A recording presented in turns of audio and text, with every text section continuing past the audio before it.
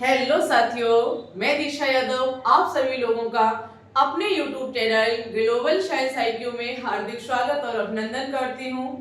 आज हम आपके लिए विद्युत रसायन का जो चैप्टर बचा हुआ था बैटरी, जिसे सेल बोला जाता है, उसी की महत्वपूर्ण क्लास लेके आई हूँ। आपको पता है कि इस टाइम हम क्लास 12 केमिस्ट्री के महत्वपूर्ण topic wise one short video चला रही हैं। आपको एक चैप्टर एक वीडियो में दिया जा रहा है। हमारे क्लास 12 के दो चैप्टर हो चुके हैं। पहला चैप्टर विलयन था, दूसरा विद्युत रसायन था। विद्युत रसायन में जो मोस्ट इंपॉर्टेंट टॉपिक है बैटरी, उसको हमने उस वीडियो में नहीं कराया था क्योंकि एक अच्छा टॉपिक भी है और थोड़ा अपने आप में खुद एक चैप्टर सा बना देता है। उसकी वजह से हमने सोचा कि इसे एक स्पेशल वीडियो में आपको देंगे। आज के इस वीडियो में जो बैटरियां हैं वो खासे खल्लास कर दी जाएंगी और 100% आप सीखेंगे। ऐसे नहीं ये कहेंगे कि भाई ये तो बहुत सरल चीज है, आज से पहले इतना कभी नहीं सोचा था। और इसी के साथ अगर आप 2025 में UP BSc nursing exam, UP UMS CP net exam, RUHS BSc nursing, AIIMS paramedical and AIIMS BSc nursing और बी फार्मेसी एग्जाम की तैयारी करना चाह रहे हैं, अगर आप क्लास 12th में भी हैं, तब भी आप बहुत ही अच्छे से इस चीज को पढ़ सकते हैं। जो हम आपको ये वन शॉट वीडियो प्रोवाइड करा रहे हैं, ये मान लीजिए आपके लिए सबसे महत्वपूर्ण यही है। अगर आप इनको कर लेते, अच्छे से देख लेते हैं, तो क्वेश्चन एग्जाम में बनेगा और आप उसे 100% करके आएंगे। देखो, कोई भी चीज अगर आप ये सोच के पढ़ रहे हो कि हम तो क्वेश्चन लगा लेंगे, हो जाएगा मेरा सिलेक्शन, ऐसा बिल्कुल भी नहीं है। अगर आप थ्योरी अच्छे से जानते होंगे तो क्वेश्चन भी आप लगा पाएंगे, क्योंकि थ्योरी का पढ़ने का मतलब समझते हो, क्वेश्चन घुमा के भी आएगा तब भी आप उसे कर लेंगे अगर थ्योरी आपको पता है। क्योंकि अगर आपने क्वेश्चन पढ़ लिया तो ऐसा तो नहीं है कि सेम टू सेम वही आपको एग्जाम में देखने को मिलेगा, नहीं ना। तो अगर क्वेश्चन घुमा के आएगा, क्वेश्चन का लैंग्वेज बिल्कुल डिफरेंट होगा, तब भी आप उस चीज को अच्छे से कर पाएंगे। ओके, ज्यादा समय नहीं लेंगे, हम क्लास की शुरुआत करेंगे। सबसे पहले आपसे रिक्वेस्ट है कि अगर आप चैनल पे न्यू हैं तो हमारे इस चैनल को सब्सक्राइब कर लीजिए और दोस्तों के साथ भी वीडियो को शेयर कर दीजिएगा। इसी के साथ एक छोटी सी इंफॉर्मेशन और देना चाहेंगे। अगर आप मेडिकल एग्जाम से संबंधित तैयारी कर रहे हैं, मेडिकल से संबंधित किसी भी लेटेस्ट अपडेट को समय से जानना चाहते हैं, तो हमने एक न्यू चैनल तैयार किया है जो कि है हमारा इंफॉर्मेशन बाय दीक्षा यादव। जाइए उसे सब्सक्राइब कर लीजिए। मेडिकल से संबंधित जो भी इंफॉर्मेशन आएगी आपको सबसे पहले और सबसे सटीक जानकारी दी जाएगी। ओके, चलिए तो हम क्लास की स्टार्ट करेंगे। तो सबसे पहले यही देखेंगे कि सेल होता क्या है, बैटरियां किसे कहते हैं और बैटरियों को मुख्यतः कितने भागों में बांटा गया है। तो देखेंगे सेल के बारे में लिखा गया है, सेल को ही हम बैटरियां बोलते हैं। बैटरियों का उपयोग ऊर्जा के स्रोत के रूप में किया जाता है। अगर हम बैटरियों की बात करें तो बैटरियों से हमें ऊर्जा मिलती है, एनर्जी मिलती है। तो यहाँ पर ये मुख्यतः आपकी कितने प्रकार की होती हैं? 3 प्रकार की होती हैं। बैटरियां जो होती हैं, सेल जो होती हैं, वो मुख्यतः 3 प्रकार की होती हैं। प्राथमिक सेल, द्वितीयक सेल और ईंधन सेल। यहाँ लिखा गया है प्राथमिक सेल, द्वितीयक सेल। द्वितीयक सेल को संचायक सेल भी बोला जाता है और तीसरी है आपकी ईंधन सेल। सभी ये मोस्ट इंपॉर्टेंट है। अच्छा, क्वेश्चन कैसे पूछा जाता है, तो पहले हम थोड़ा क्वेश्चन पर भी आपको बता दें। क्वेश्चन ये पूछा जाता है कि मरकरी पर होने वाली एनोड अभिक्रिया निम्न में से कौन सी है, या मरकरी पर कैथोड, मरकरी में कैथोड पर होने वाली अभिक्रिया कौन सी है। कभी कभी सेल अभिक्रिया भी पूछ लेते हैं। तो अगर आप ध्यान से सुनेंगे आज की इस क्लास को तो 100% आप सीख जाएंगे सेल होता क्या है, किस सेल में कौन सी अभिक्रिया होती है। अच्छा, इन चीजों को समझने का सबसे आसान तरीका है कि अगर आप इसका फिगर सीख गए तो इसके चित्र से आप बहुत आसानी से सीख सकते हैं। सबसे पहले हम देखेंगे प्राथमिक सेल यानी कि प्राइमरी सेल किसे कहा जाता है।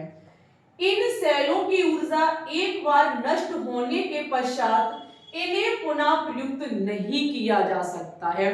प्राइमरी सेल की अगर हम बात करें, प्राथमिक सेल वो सेल होती हैं जो एक बार अगर डिस्चार्ज हो जाए तो पुनः उन्हें चार्ज नहीं किया जा सकता है। एक बार अगर हमने इन्हें यूज में ले लिया और यूज के बाद हम चाहें कि अब ये डिस्चार्ज होने वाली है या खराब होने वाली है तो हम इसे चार्जेबल कर लें, नहीं भाई, इन्हें चार्ज नहीं किया जा सकता है। एक बार अगर ये समाप्त हो गई इनकी अवधि तो पुनः फिर उन्हें जीवित नहीं किया जा सकता है। ओके, तो यहाँ पर आपके जो प्राथमिक सेल होते हैं ये दो प्रकार के होते हैं। ये क्वेश्चन पूछा जाता है, ज्यादातर क्वेश्चन ये पूछा जाता है कि मरकरी सेल किसका उदाहरण है या मरकरी सेल किस प्रकार की सेल होती है। तो ये प्राइमरी सेल है, प्राथमिक सेल है।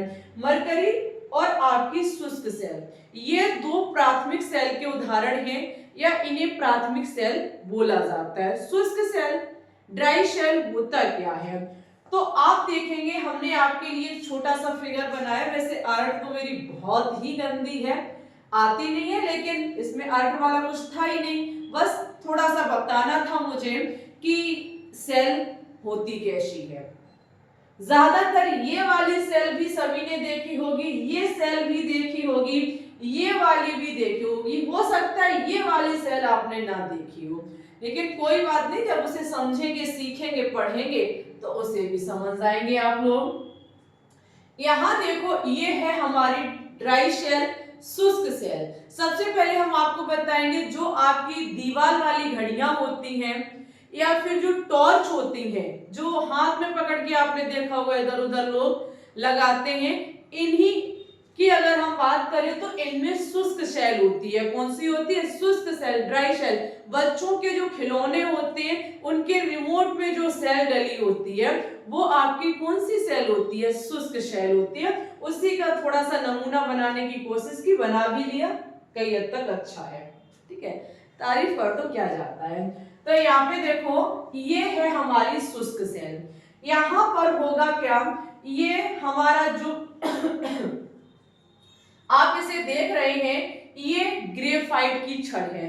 आपने देखा होगा थोड़ी सी नुकीली सी चीज निकली होती है सेल में। फिलहाल हम लेके नहीं है ना, आपको दिखाते, सामने दिखाते करके। तो यहाँ पर ये जो आपकी नोक सी निकली होती है ये ग्रेफाइट की बनी होती है। कभी कोई पूछे तो बता दीजिएगा, ये ग्रेफाइट की बनी होती है। वहीं पर इसमें जिंक की परत चढ़ी होती है। उस पर जो लेपन है जो सेल में, वो जिंक का लेपन होता है। अगर हम देखें तो ये इसका एनोड सिरा होता है। जो प्लेन वाला सिरा होता है वो सेल का एनोड सिरा होता है, और जो वो नुकीली वाली चीज होती है उधर साइड उसका कैथोड सिरा होता है। ओके, यहाँ पर होता है क्या, आपको पता है भाई, एनोड से इलेक्ट्रॉन निकलते हैं, कैथोड की तरफ जाते हैं। एनोड से इलेक्ट्रॉनों का निकलना ऑक्सीकरण की अभिक्रिया है, कैथोड पर इलेक्ट्रॉनों का पहुंचना अपचयन अभिक्रिया है। अभी तक आप पढ़ते आ रहे हैं। हम आपसे बताना चाहेंगे ये हमारा विद्युत रसायन का सेकंड पार्ट है, जिसे हमने स्पेशल में बेटियों के लिए रखा था। पहले हमने आपको विलियन चैप्टर दिया, फिर हमने आपको विद्युत रसायन वन शॉट में फिनिश किया। वन शॉट में हमने बैटरियां नहीं कराई।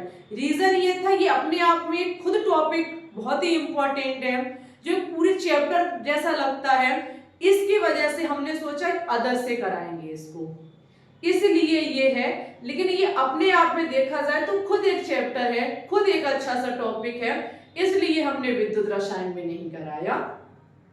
तो आप विद्युत रसायन इलेक्ट्रोकेमिस्ट्री में पढ़ चुके हैं कि एनोड सिरा क्या होता है और कैथोड सिरा क्या होता है। तो यहाँ पे देखो होगा क्या, एनोड से इलेक्ट्रॉन निकलेंगे और ये एनोड से इलेक्ट्रॉन निकलते हुए माना कि हमने बीच में कोई चीज लगा दी, चीज का मतलब है बल्ब लगा दिया। हम चेक करना चाह रहे हैं कि ये हमारी सेल काम कर रही या नहीं कर रही।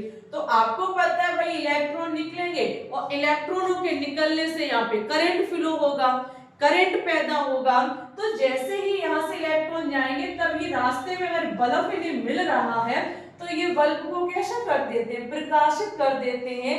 बल्ब आपका जलना प्रारंभ कर देता है। फिर उसके बाद ये कैथोड सिरे पर जाएंगे इलेक्ट्रॉन, वहां इनको ग्रहण करने वाला ग्रेफाइट बेटा, ग्रेफाइट से होते हुए ये अंदर भरे paste magnesium oxide, ammonium chloride और जिंक क्लोराइड के पास पहुंच करके अपनी वहां ये रिएक्शन करते हैं।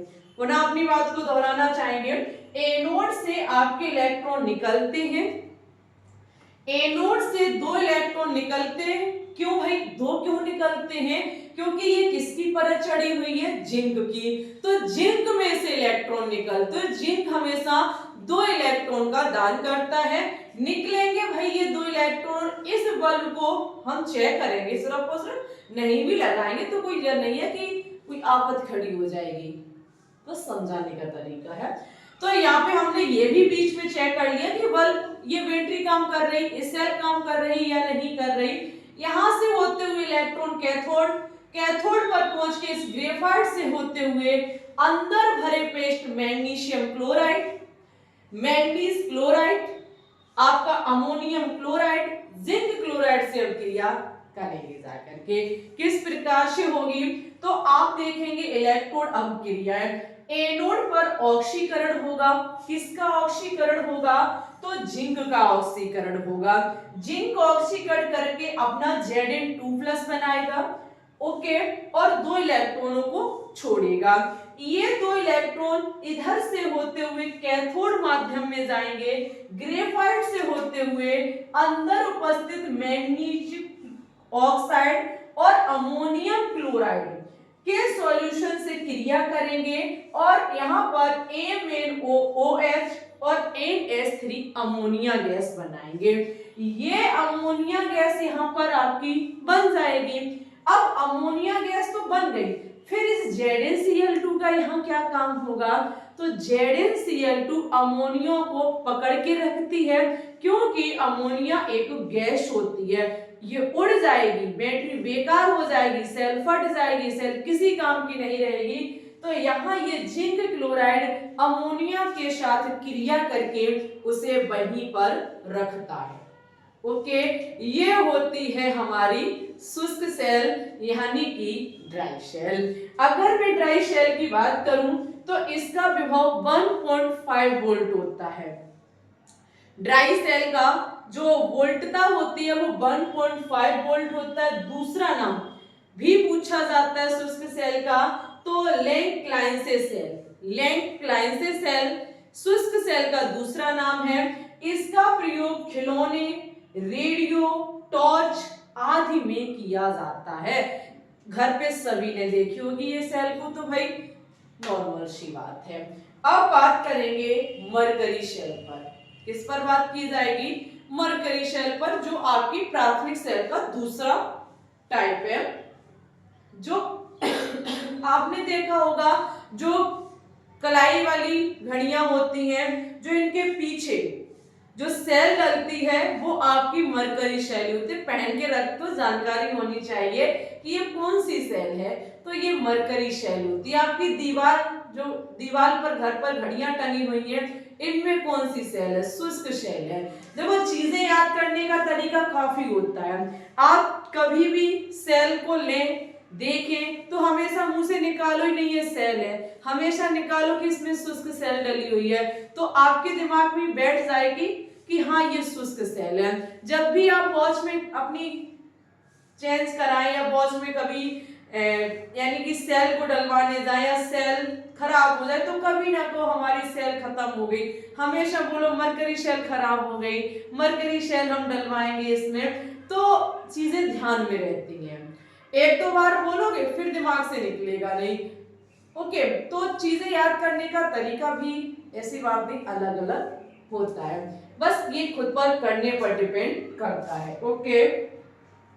आगे हम देखेंगे, ये रही आपकी वही सेल है।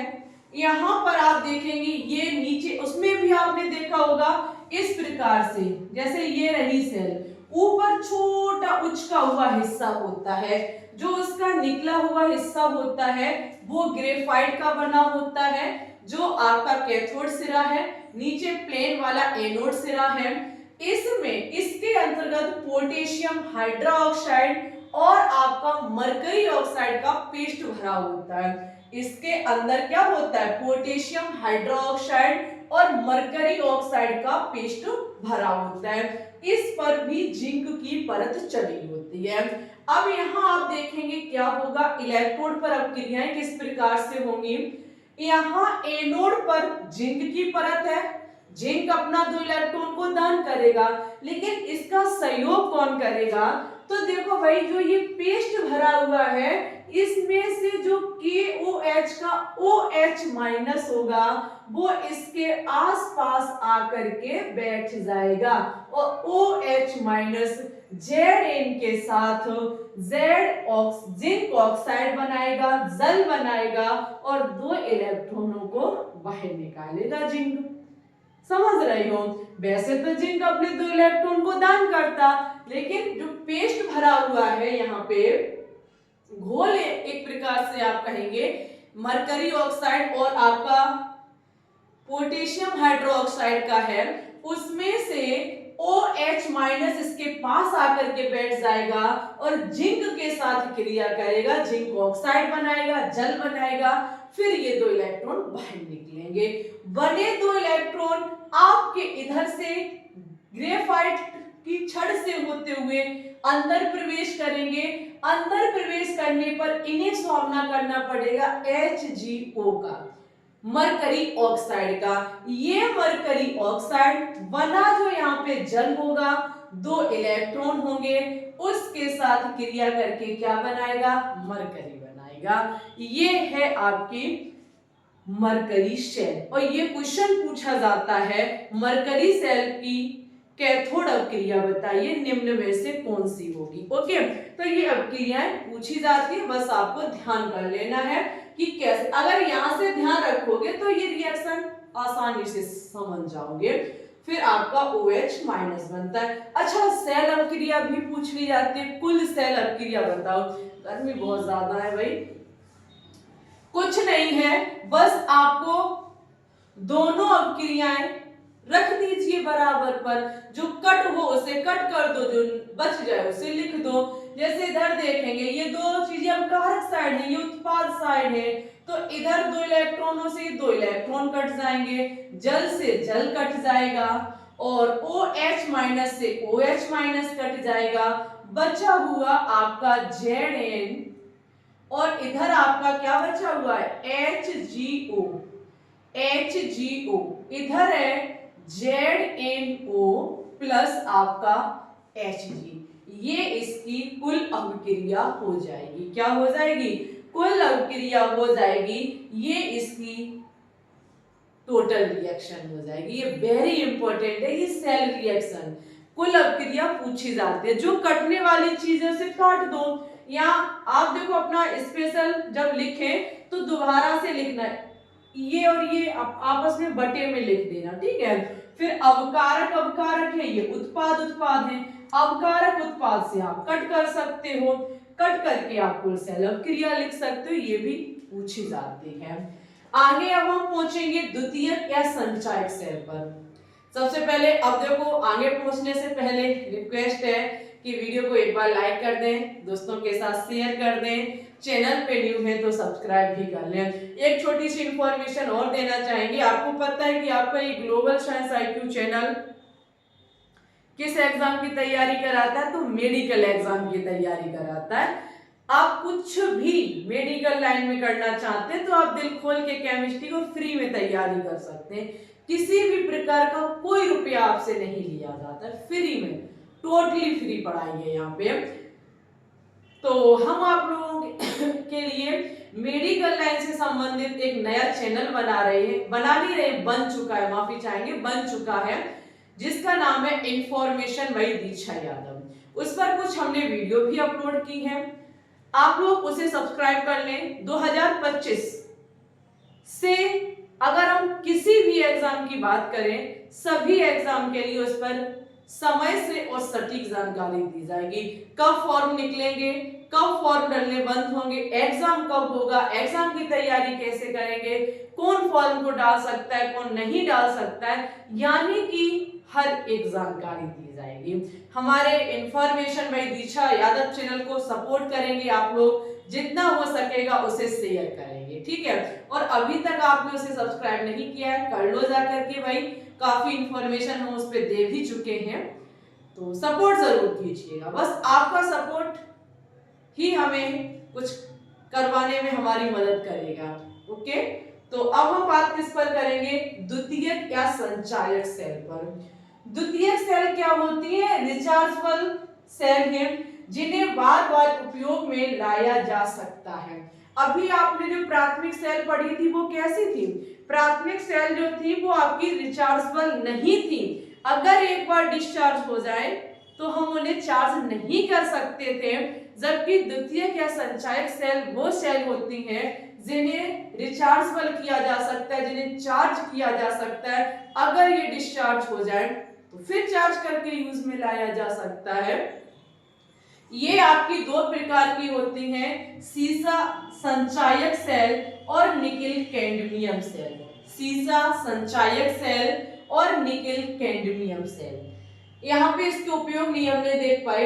विभव, विभव अगर हम मरकरी सेल का देखें तो इसका विभव 1.35 वोल्ट होता है और इसका प्रयोग डिजिटल घड़ियों में किया जाता है, कैमरों में किया जाता है, आदि चीजों में किया जाता है। यहाँ आप देखेंगे सीसा संचायक सेल, कुछ नहीं तो आपने अपने घर में इन्वर्टर तो देखा ही होगा, जो इन्वर्टर की बैटरी होती है उसे सीसा संचायक सेल कहा जाता है। आप उसमें देखेंगे तो उसमें दो सिरे होते हैं, एक आपका एनोड है, एक आपका कैथोड है। एक उसमें तो काफी होते हैं, लेकिन उसमें देखो जो जालीदार होता है वो कैथोड सिरा होता है, जो बिना जालीदार होता है वो एनोड सिरा होता है। एनोड सिरा आपका पीवी का बना होता है, जालीदार जो कैथोड सिरे पर होता है वो PbO2 का बना होता है। और आपने ये भी बहुत अच्छे से सीखा होगा कि ये जो सिरे होते हैं, ये जो इलेक्ट्रोड होते हैं, ये सल्फ्यूरिक अम्ल में डले होते हैं। बोलो हम सही कह रहे हैं? ये तो चीज आप बहुत पहले से जानते होंगे कि जो इलेक्ट्रोड होते हैं, इन्वर्टर, कुछ नहीं हम इन्वर्टर ही ले रहे हैं, जो उसमें रोडे होती है, जो इलेक्ट्रोड होते हैं वो किस में डले होते हैं, अम्ल में डले होते हैं। अम्ल में भी अम्ल सल्फ्यूरिक अम्ल, तो ज्यादातर सल्फ्यूरिक अम्ल होता है। तो यहाँ पर होगा क्या, वही प्रोसेस होगी भाई, एनोड इलेक्ट्रॉन का दान करेगा, कैथोड पर जाकर के उसका वेलकम करने के लिए कोई ना कोई विराजमान होगा। तो यहाँ पीवी एनोड से क्या काम करेगा, दो इलेक्ट्रॉन का दान करेगा। ये हमने शॉर्ट में लिख दी, वैसे ये था, देखना इधर समझा रहे हैं। पीवी क्या काम करेगा, दो इलेक्ट्रॉन को दान करके Pb2+ बनाएगा। क्या बनाएगा, Pb2+ बनाएगा। अब भाई सल्फ्यूरिक अम्ल तो इस इलेक्ट्रोड पर भी है, तो बना Pb2+, SO4 2- से क्रिया करके PbSO4 बनाएगा। जो आपका Pb2+ बन गया है वो तनु सल्फ्यूरिक अम्ल, भाई इसमें ये भी तो रोड डली हुई है, ये यहाँ पर क्रिया कर लेगा सल्फ्यूरिक अम्ल के SO4 2- के साथ और PbSO4 बना लेगा। क्या बना लेगा, PbSO4। तो ये दोनों अपक्रियाओं को मिला के हमने एक अपक्रिया लिख दी है।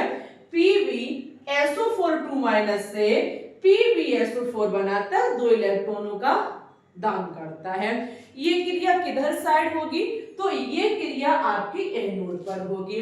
कैथोड पर क्या होगा, कैथोड आपका किसका बना हुआ है, PbO2 का बना हुआ है, ठीक है, लेड ऑक्साइड का बना हुआ है।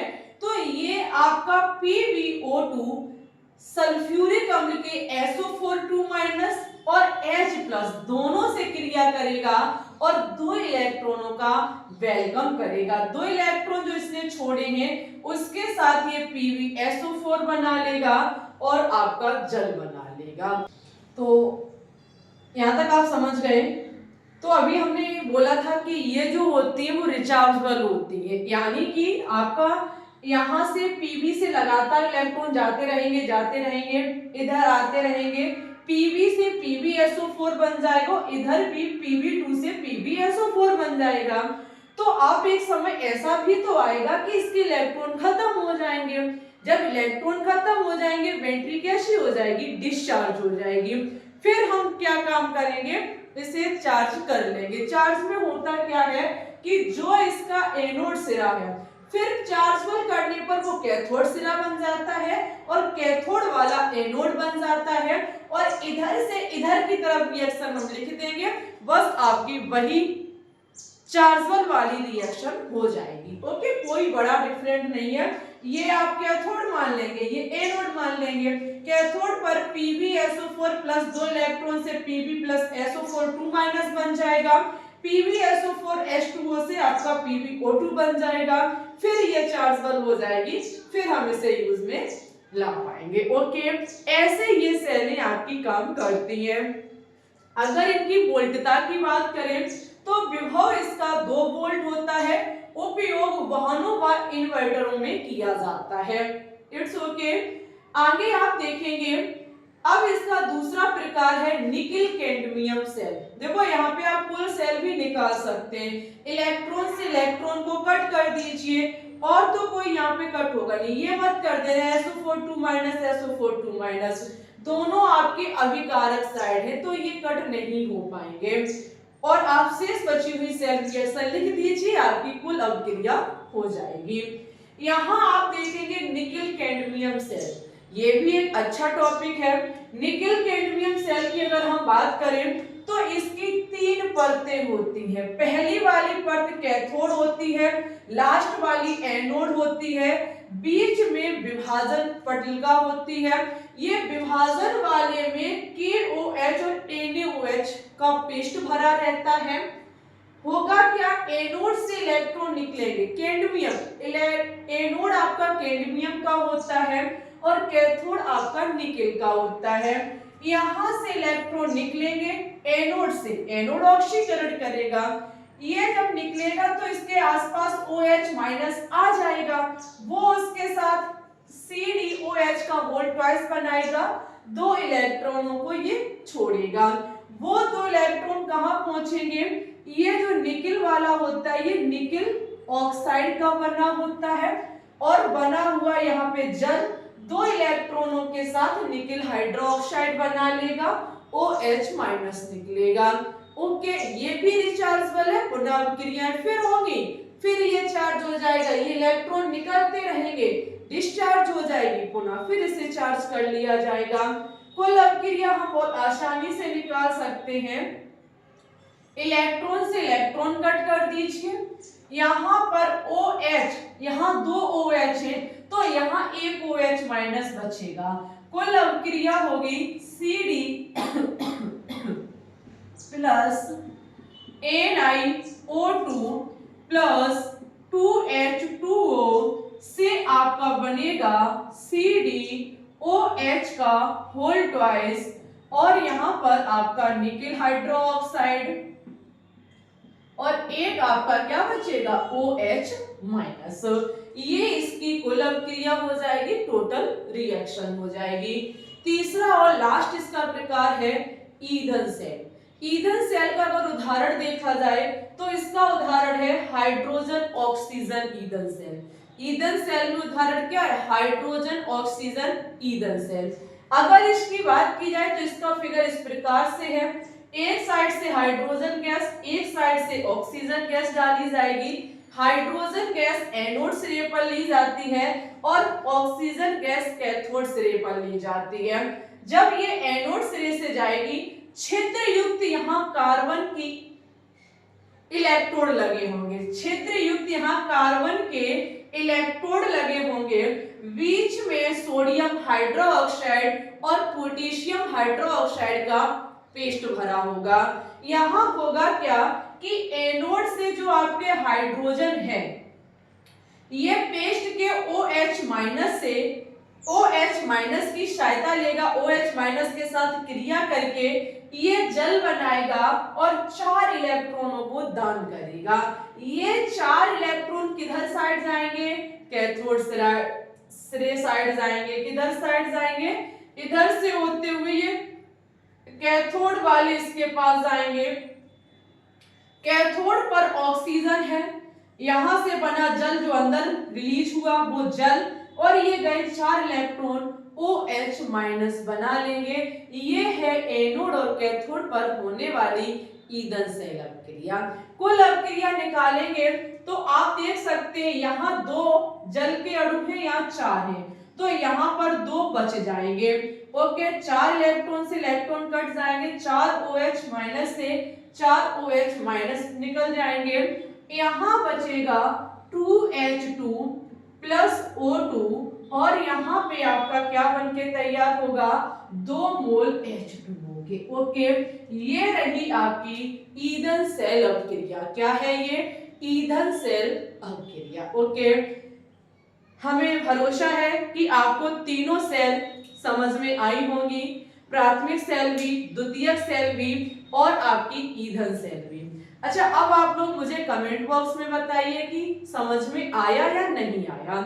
यहीं पर विद्युत रसायन चैप्टर हमारा फिनिश होता है। जो ये पार्ट एक डला हुआ था वो भी हमने कंप्लीट किया।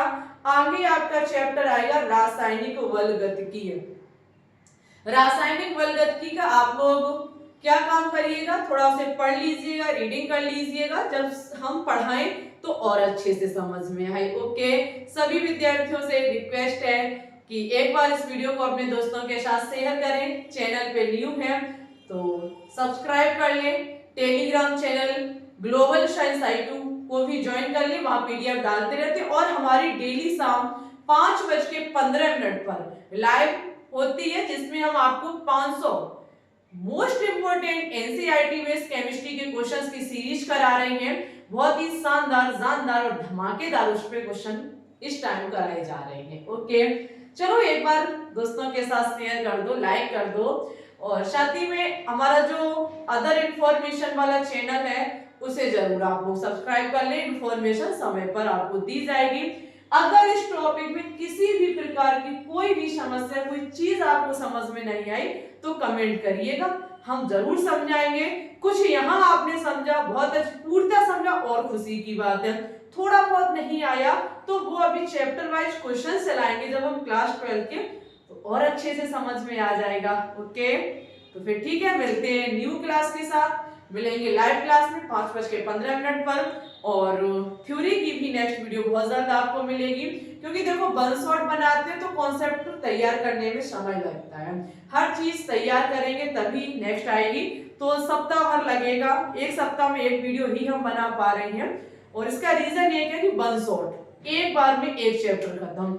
ऐसे हम डेली बनाएंगे तो भी एक हफ्ते में चैप्टर कहीं खत्म हो पाएगा जाके, तो वो एक हफ्ता संडे के दिन भरपाई करते हैं आके। ओके, चलिए फिर मिलेंगे, पढ़ते रहो, आगे बढ़ते रहो, ऊंचाइयों को छूते रहो।